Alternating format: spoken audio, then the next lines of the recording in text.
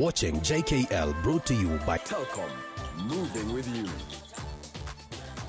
Celebrating our heritage, we are stepping into a bold new future. Join us. Telkom, moving with you. And welcome back to Jeff Koinange live right here at Citizen Television. It's that part of the evening. Get your questions, comments ready. My guest tonight, if you're just joining us, Sakaja Johnson and Mutula Kilonzo. And by the way, any of you who think this was a debate about Nairobi County, it is not, okay? It is not. These are two young, smart, brilliant Kenyans running for office in different counties on different parties. Is that too much to understand? If it's not, let's go on. Twitter handles at Sakaja Johnson, at Mutula, at Koinange Jeff. There's been too much chatter on Twitter, gentlemen, that why didn't I bring other people here? This, come on, man. What is this? Take it easy, Jeff. Okay, sorry. Relax. Okay, all right. Otherwise, you'll have to bring this fire extinguisher here. All right. You'll give him the extinguisher. I'll have to do it. Sakaja, you arrived late. I guess you were both in the same county, basically. Yes. Incidentally, we're in the same county. Yes. And we had agreed I was going to give him a ride. Yeah. By And he kept me waiting like a stood-up date. So calling, I promise you, Jeff, I'll show you the number of calls I made. Like 12. I think he didn't want to be seen with me. In his county. Right. I think you're already popular enough. No. You know? All right, so you guys are busy campaigning. Let me ask you a question, because in the latest headline is that the military is being used to rig elections. Just, Senator, come, what is this, man? It's ridiculous. Oh, you're asking me the question and concluding. No, I'm sounds putting it out ridiculous. there. Yeah. No, let me say this, that Honorable Raila has distinguished himself as a person who can follow his statements with facts. That's one. So therefore, although I do not know the context under which he is making that statement, you cannot just dismiss it. It's possible that if you challenge him, those statements will be substantiated. And therefore, the fact is that everything that is about these elections, 45 days to elections, is fair comment. Fair comment means that if a substantial issue, it must be raised. If it is raised, then you flag it off. Because you saw in Malindi by-election, you had military vehicles all over the place. They don't have to be marking the ballots.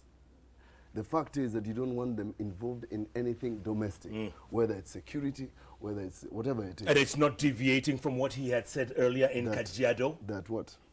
Telling the Maasai, don't sell your land, or chase these people away from here. No. In effect, allegedly. He has substantiated the statement and said, do not sell off your land. Advise them, don't sell off your land. I've been those issues about historical land injustices. I view it from a different perspective. Not just historical injustices. And I want to say this, Jeff, that I got an award through Mzalendo Kenya, the parliamentarian #1 for introducing the issue of historical injustices bill. When it got to the National Assembly or was tabled in the Senate, that bill never saw the light of day. Therefore, these issues of land are sensitive, so we must treat them cautiously. Yeah. So that they do not blow up and it doesn't become an agenda, a hot topic for purposes of procuring votes. Sakaja, real quick, first the military. Why bring the military into this? I think, Mutula is trying to say that in love and war, all is fair. All is fair in love and in war. That whatever statements are made, I think we need to be careful. The example is giving of Malindi. I think we know the history and what was going on in that area at that time.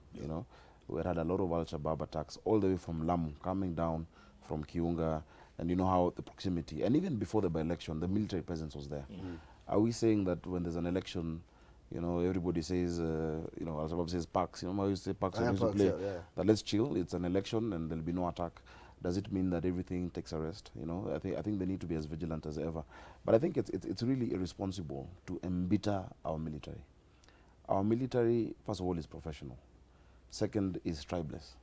It is non-partisan, as far as I know. We are proud of these guys. They made us proud around the country, around the world, in peacekeeping, etc.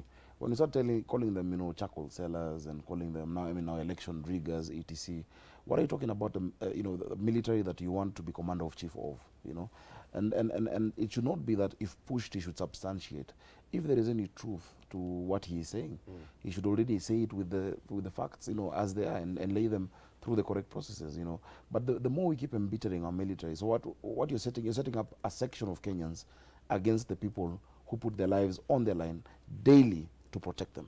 You know, is that a responsible thing to do, Jeff? I don't think so. Let me ask you this. When I say you guys, I mean NASA. Yeah. Are you all ready for this election? Are you ready? Because it seems like every week there's an excuse to delay. If it's not the IEBC, if it's not ballot paper printing, if it's not the military, if it's not... Are you guys ready? Why is it that every time we raise a concern, we are not ready for election? Nobody has said that we want a date postponed by an hour. And everybody knows, both in the opposition and in government, that that date cannot change by just whims and caprice. It's not going to happen.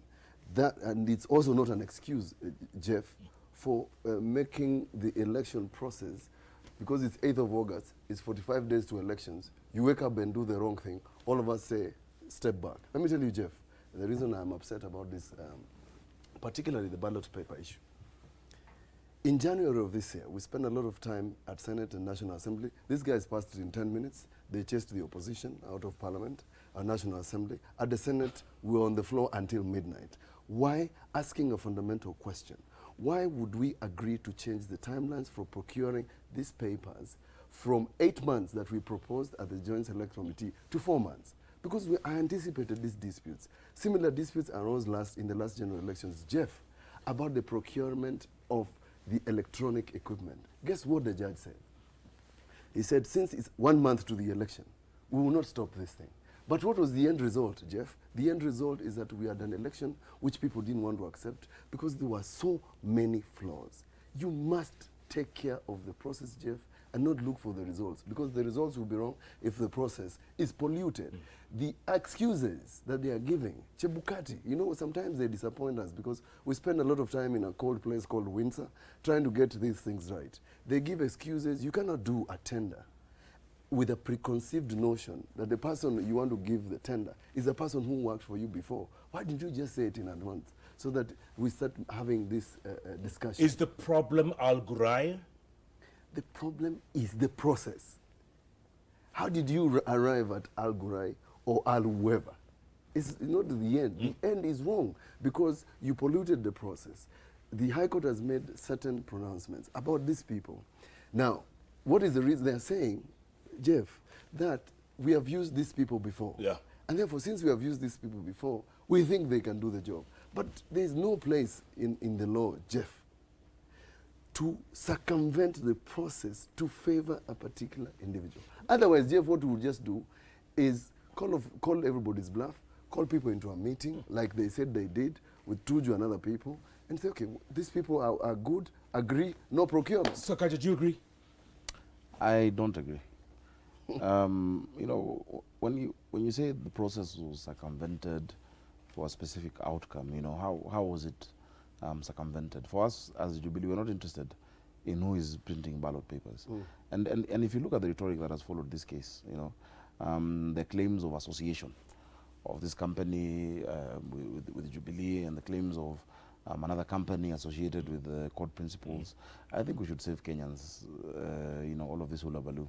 It doesn't matter the company that prints it so long as it is properly you know, sought after, procurement rules are followed. Yes. And once they're followed properly, if there's a problem with how the procurement has been done, there are those channels to address that. But we should also remember, we should also remember that we do have timelines, you know, and there's a deadline by which, in fact, they're reduced. In fact, what you're saying is that instead of 8 months, it's now 4 months. You know, Who reduced it? It doesn't matter. What matters now is that even if it's 4 months, can we get a company? Which company do you guys want? You know, in fact, we've said even you guys can print the papers if you want. That wouldn't make you win the election. It's not who prints the paper that wins the election. It is who votes and who comes out to Jeff, vote. let me say so this. let things be done properly. Yeah. You know. Yeah. Let things be done properly. Everything in an election in Kenya, this is a process of people who have trust nothing, even commas. The reason why the last commission left is because of all his prejudices. What stops these people? And Jeff, we put in legal mechanisms and procedures to make sure everything is in the open. So you saying NASA will not accept a defeat then if you lose? Will not accept? Jeff, where did that question come from out of all the statements? Jeff, let me tell you. Let me tell It's you not what a question of accepting defeat. You see what they're doing? Jeff, I'm simply saying the result of this general election depends on how you treat the process. The process in 2007 was tarnished because somebody in the process thought by having more commissioners, and we know who that person is. If you want me, I can name the person. Name them. It was Martha Karua. By adding the number of commissioners and not involving other parties, that would favor you. That's the problem I'm talking about. I'm talking about process. I'm not talking about result. This is a sort of election that Sakaja or myself should lose by 1 vote and accept defeat. Sakaja, what are you saying? Jeff, there's a psychology of taking Kenyans through all of these questions, before you get to the process. First of all, it was casting doubt on the IEBC, and we said, okay, it's okay. You guys want to change the IEBC? Let's change. Who do you want as commissioners? It's okay. Where are they from? It's okay. All that was done. Questions are raised every step of the way on each and everything that they're doing. In fact, we were asking, would they like to do it themselves? Such that once you've set up people to have so much doubts in the institution of the IEBC and in the process, that it then becomes very easy to say, we told you the election was rigged, Jeff. the election was stolen. Jeff. I think what we need to have had, possibly, and I don't know what these guys were doing in Minza. I think he said it was cold. Probably they were busy just cozying up with blankets or something because it was cold. Because what they should have put in place, number one, is a mechanism through which the citizens can monitor But it's there. what IEBC does. It's there. What system? It's There's there. none. There's none. It's a Don't consultative talk to me. process. No. Is Don't that parallel talk- tallying? It's not about the people. No, not that, It's not Jeff. about parallel tallying, because he says that there's so much mistrust that anything they do, they move this glass, you're like, no, why was this glass moved by Yes. Mutula? Why not me? When will you trust our institutions, Jeff? No. When will you trust? Can you imagine if the head of the IEBC and the executive director came from Nyeri, for instance, Oh, forget or about came it. from a stronghold of Jubilee? What would they be saying? Yeah. In the last election, the CEO of the IEBC not only came from Nyanza, came from the same village as the PM. Did you hear us making noise? No, because we believe in the institution, not the personalities. Let me tell you, If Jeff, you read the book which I've asked him to read for a few years, Which one is this? he has not read it. Which one? Why Nations Fail by Dan Asimoglu. I've told you to read it, and it gives you. I've told you I'll buy it for you tomorrow. I promise you. Better. Bookstop, I'll buy it for you. If you read it, Why Nations Fail? it differentiates countries that are able to excel and do well, given the same circumstances, against their neighbors who do poorly. For one reason, institutions. Let's build our Let me tell you, institutions. Jeff, there's a propensity in this country to camouflage and make flowery language about bad manners. When people raise the question of Chickengate, it looked as if it was just the scandal that never was. You know that word, the scandal that never was. In the end, Jeff, there was so much chicken going around, you couldn't differentiate what these people were get doing. chicken There was pox. soup, there was chicken, this chicken, samosas, chicken all over the place. Right. And those These guys must people be had tried. to, these We people agree. had to leave because they ate so much chicken. But the people who came in, everyone was satisfied with, yes? No, everybody was satisfied. apart from them. No, listen, everybody was satisfied. Now, what was the problem that we tried to address about the last commission? We separated the work of the commission and said the commissioners will not do the procurement. That will leave to the secretariat. Again, Jeff, the secretariat is still the same. I don't know why we thought that we would leave old wineskins and new skins. Tell us, you're the guys at Windsor in blankets. No, I will Okay. I'll tell you what we All right. I'll tell you what we recommended, Yeah. Jeff. But Jeff, I want to insist that whether it's a day to the election, whether it's 2 days to the elections, the process must appear. You know that word we use in legal terms, that it must appear, seem to be, to Beyond reproach. Credible. and all Free. that. incredible. And therefore, these gentlemen and ladies that we put there, Chebukati and team, must be like Caesar's wife. Jeff, they must be above reproach. If they have to give a press conference every day, Jeff, and issue a statement about what they are doing every day, let them do so. This idea of booking tickets on Emirates to fly Sakaja and other people to Dubai after the fact is of little consequence. Who wants flew to see Sakaja buildings? to Dubai? No, I'm just saying. That's a bad example. That's a bad example. That's a bad example. But Jeff, I agree with him on only one point. Oh, God. And just to be objective about it, I think IEBC and all these other institutions need to do more, invest more in confidence building. Yes. Jeff, when the first list of IEBC commissioners came out, I think I was the first and probably the only politician who went out to say, guys, really, who are these guys? Not because I had issues with them. You issued a statement, by the way. I did. I issued a statement. I spoke about it because we wanted people who, because of their public record, because of what they've been doing in the past, inspire confidence in the process. And I agree, if it means talking every day, if it means, calling stakeholders, every day. letting everything be open, they need to do more of that. But similarly, we should also not try to pull them down as they do that. We should help them build that confidence. That's what we must do. We have given them the tools. It's such a delicate time. These few days, including the issue of the remarks, such a delicate time. We must be careful what we say. Let me tell you something. As leaders, we must be careful. Oh, come on. These guys must develop thick skin, or we buy a thick skin for them. Let me tell you, we had such thick skin in 2007. This is blood sport. But a lot of that thick skin burnt. Not at all. Not at all. Okay, let's switch gears, gentlemen, and let me turn to you, Senator. Yes, Jeff. What's happening in Wiper? Why? Muthama going after Kilonzo. Musila endorsing Jubilee. Maybe not. What's going on? Is it falling apart? Nyenze as well. I tell you. Not happy with Kilonzo being the man. What's going on, Senator? This is not unusual. It's only that you highlight it so much. Please. Mutula is seething. Mutula is seething. I'm sorry, Muthama. Muthama is seething. With whatever. He's not even talking to Kilonzo anymore. Who said? On the size of his mouth. Wait, who told you that? Oh, come Jeff, on. Jeff, let me explain. Yeah. It's only that some of the things that are happening in the party are loud. Are loud? Yeah, loud to the extent that you highlight them. But the fact is that Muthama expressed his displeasure about nominations, which he has a right to. And he said he was not running for office, and he wasn't supporting Kilonzo, but he'd support NASA. That statement has been corrected. By Muthama. It has been clarified. But Jeff, I know you don't want to highlight that fact. He has clarified that statement. Similarly, Senator Musila has clarified his position.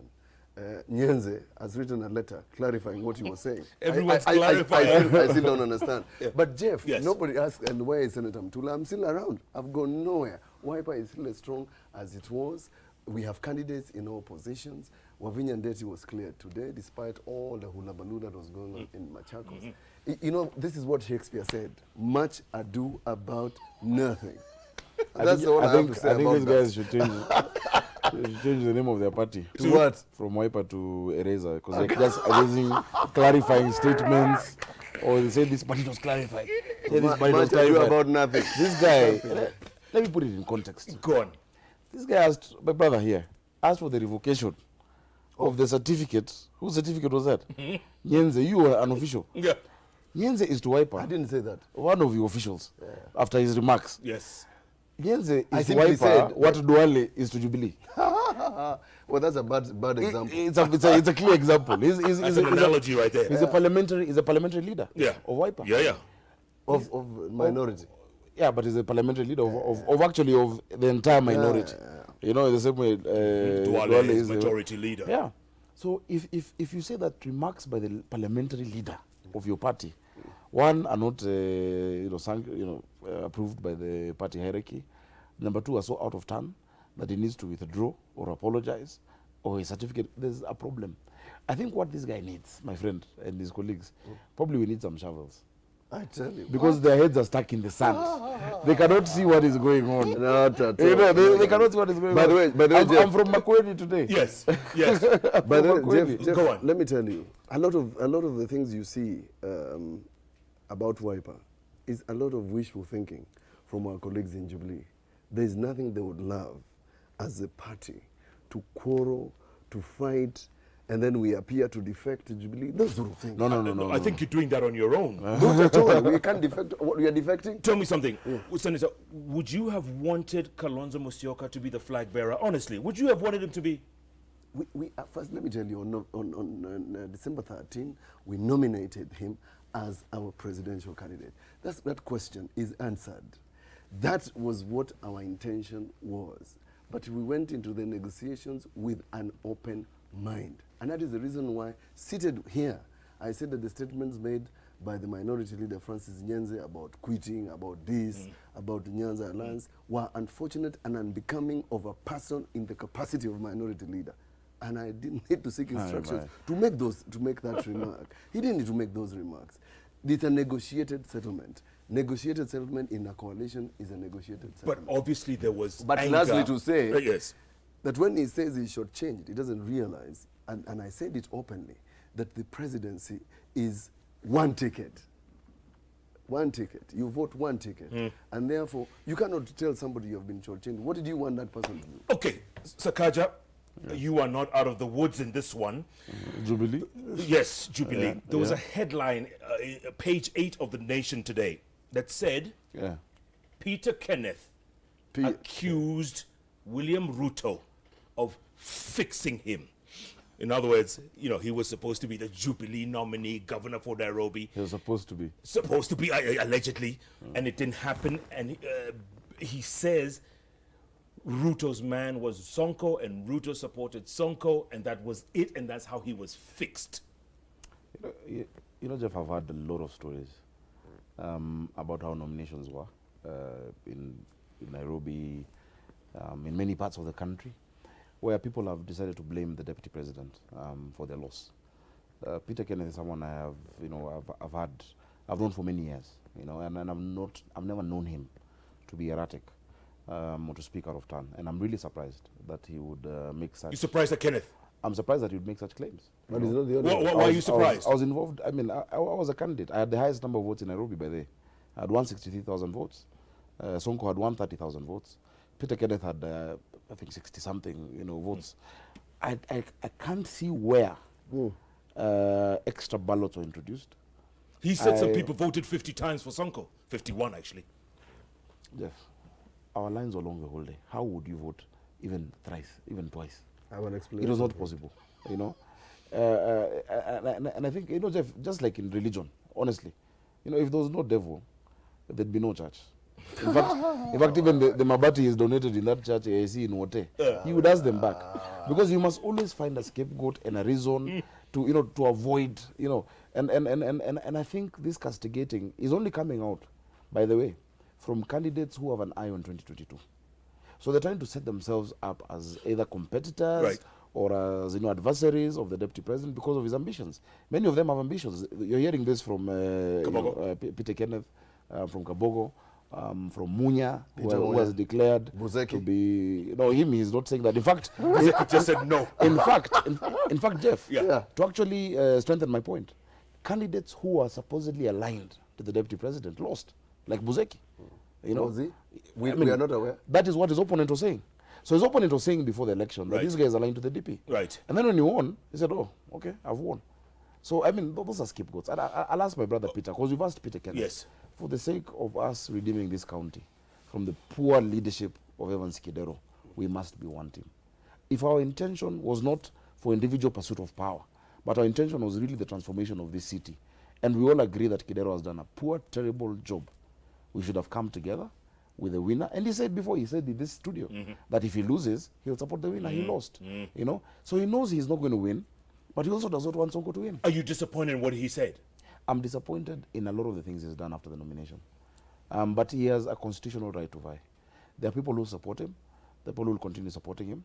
He has a right to vie. We're not forcing him to step down. We have no right, no ability or authority to do that. But we're just appealing to him for the sake of the millions who are suffering in this city. Yeah. You know, Senator, so really reconsider. Senator, your comment.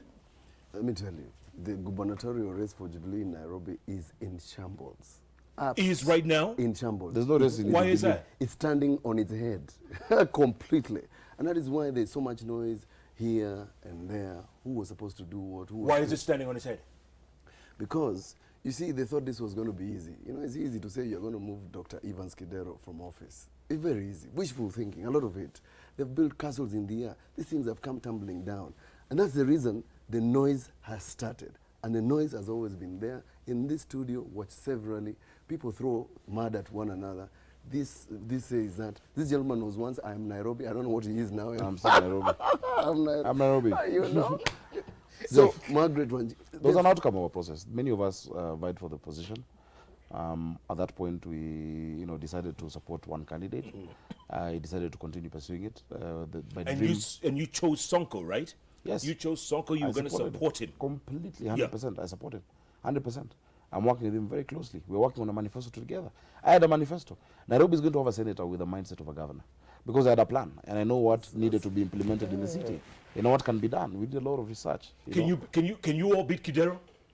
There's one candidate. He'll beat Kidero. Sonko will beat Kidero. Senator? Where are the statistics? As I've just said, castles and wishful thinking. There's a lot of it. What are the statistics to the contrary? See, the point is this. Look at what they are fighting against. We have one candidate as NASA. Everybody's behind Dr. Evans Kidero and my friend Jonathan Mweke. What are these fellows doing? They are quarreling about small little things, nominations, independent candidates, association with who, blaming Ruto for everything. Yeah. The fact is, there are no number. Jeff, that's it. It's going nowhere. Number one, it's 47 days. There's no sorcerer's ball here for us to just hold and say, oh, this is going to win or not. Yeah. Even a lot of NASA supporters in Nairobi are disappointed with the state of things. Yeah, true. There is no, garbage, for instance, and how dirty the city is. It's not just affecting Jubilee strongholds in the city, Yeah. The deplorable state of health facilities, in Nairobi is not affecting just Jubilee supporters. Even NASA supporters are truly disappointed. And many of us are saying, Dr. Kidero is not a bad man. I don't think he is. Actually, I don't think he is a bad man. He's just unable to accomplish that work of Governor Nairobi. And gentlemen, don't forget, there's another candidate. The man with the same name twice. Miguna. And you put him here. What do you think? And he threw barbs at everybody. But does he have any chance? Of winning? Yeah. Aye, boss, no. Sakaja? He has the chance of a water drop in hell. I tell you. Let me tell you. You don't win by insulting everyone. No. And that's the poison of past politics. You need to move beyond. That for you to go up, you have to bring others down. That you have to insult people, insult women, throw barbs at people.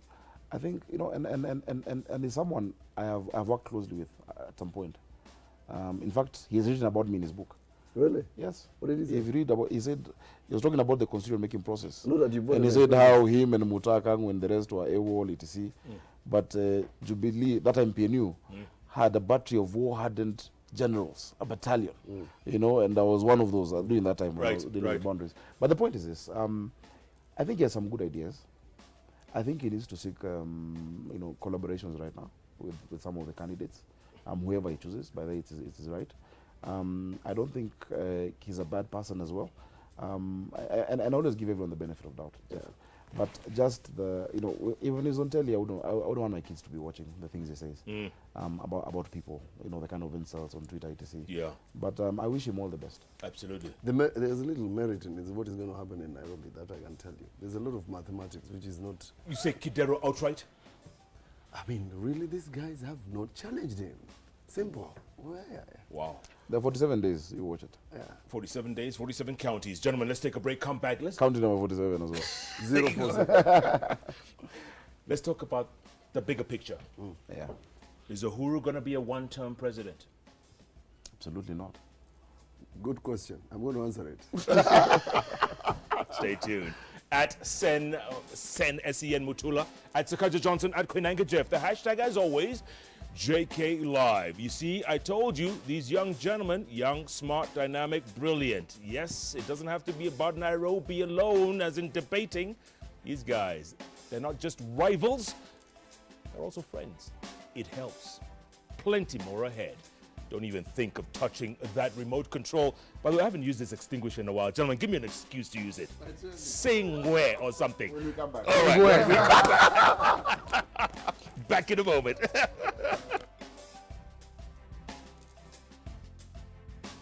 Watching JKL, brought to you by Telkom, moving with you.